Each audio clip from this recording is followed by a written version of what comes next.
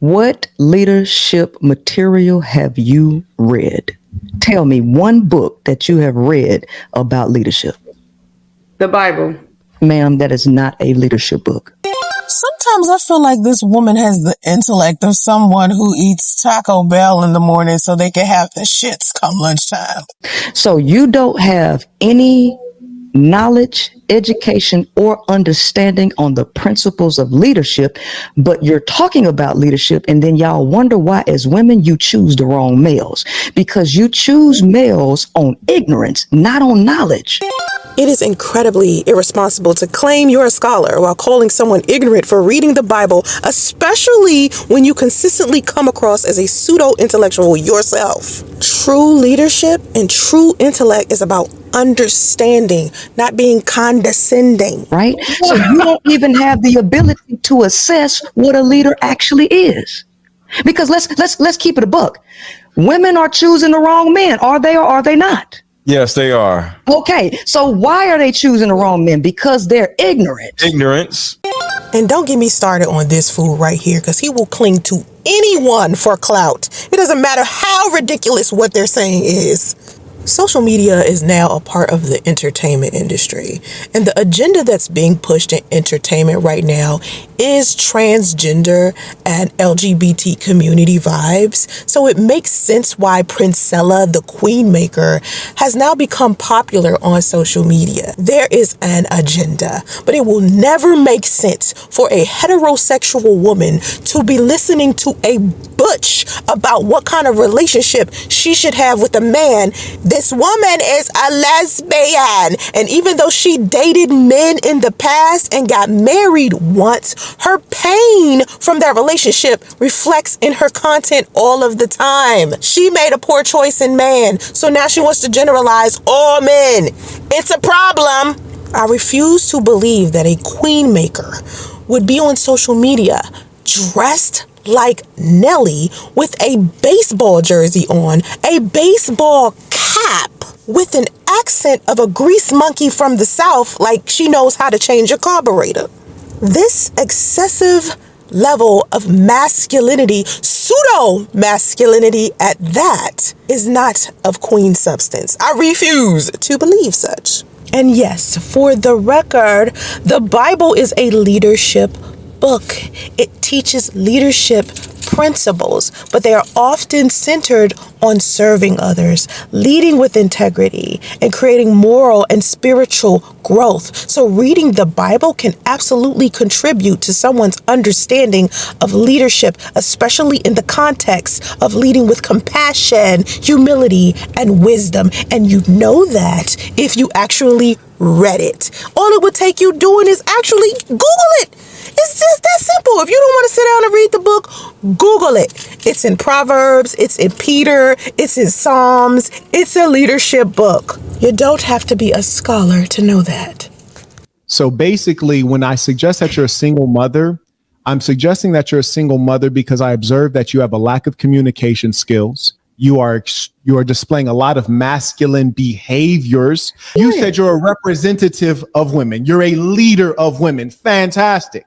Leaders are always under scrutiny because we want to know that you are somehow better off or superior, or your thinking, philosophy, and methods have yielded greater outcomes than the average person, which gives you merit for actually teaching them. Now understand this. If you are a woman who can't even maintain a meaningful relationship with the father of your child, you failed in romance. You're trying to step out as the leader of women and you failed at marriage. Marriage is supposed to be till death do us part, and it appears you're still alive. So you failed at that. You're no example of romance.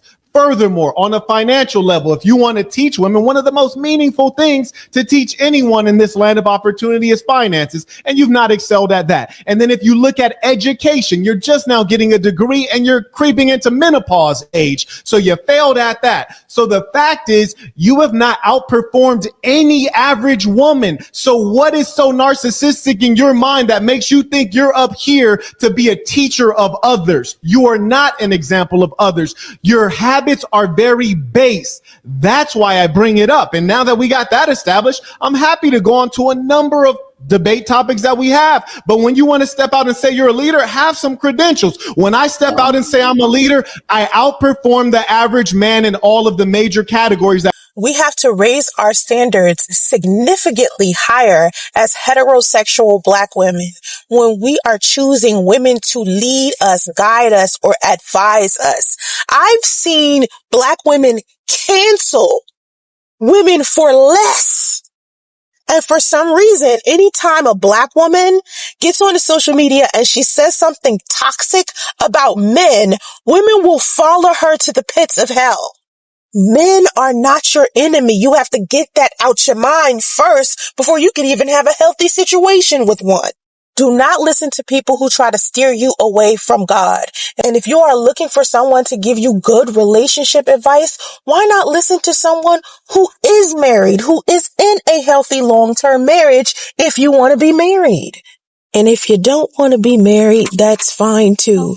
But if you not wanting to be married is contingent on the fact that you heard all of these negative stories from these divorcees or these bitter ass men and women who have been broken up with, then maybe, just maybe, you might want to pull yourself away from those people complaining and really start listening to people who are in healthy situations. Don't let your poor choice in a partner in your past make you think that there are no good, kind-hearted people out there. Because if you are a good, kind-hearted person yourself, that is proof that good people exist. For many people, the Bible isn't just a religious text, but a source of wisdom, values, and guidance in life. Suggesting that reading it is ignorant dismisses the fact that for some, it provides a moral framework that informs their decisions, including in relationships. What matters is not the text itself, but how a person applies the lessons from it. Now, while I see the value in encouraging women to read books about leadership to make more informed choices in relationships, I believe this approach oversimplifies a deeper issue. If we really want to discuss the market of available men, we must acknowledge that the problem isn't solely about women's decision making, but also the quality of men available for us to choose from. If there were a higher proportion of men who inhibited integrity, emotional intelligence, and true leadership, it would be far more difficult for a woman to consistently make poor choices in men. The problem isn't just what women are reading or the frameworks they use to select partners. It's also that too many men suck in the dating pool. Rather than telling women that they are ignorant for reading the Bible, which will discourage them from reading it, even though it's a source of moral and spiritual guidance, the solution requires a broader focus. Yes, self-improvement and leadership skills are valuable, but we should also be looking at how we as a society can cultivate more men who are worthy of being chosen. If more men embody traits like respect, empathy, and accountability, the market will naturally shift towards healthier dynamics, making it less likely that women would even have the opportunity to make poor choices in partners. So while I agree that personal growth and expanding one's knowledge is important, the responsibility for improving relationship outcomes shouldn't rest solely on a woman reading more leadership books. The production of more good men should be a parallel conversation if we're serious about solving this issue. My primary message is celibacy. I've been celibate for the past 7 years. Do you see how that matches there? Do you see how I practice what I preach? You have to practice what you preach. And if you want to be a healer or if you want to improve people, you have to heal yourself first. And a lot of these people that you are listening to on social media have not healed first. They're not certified or qualified to be leading you anywhere.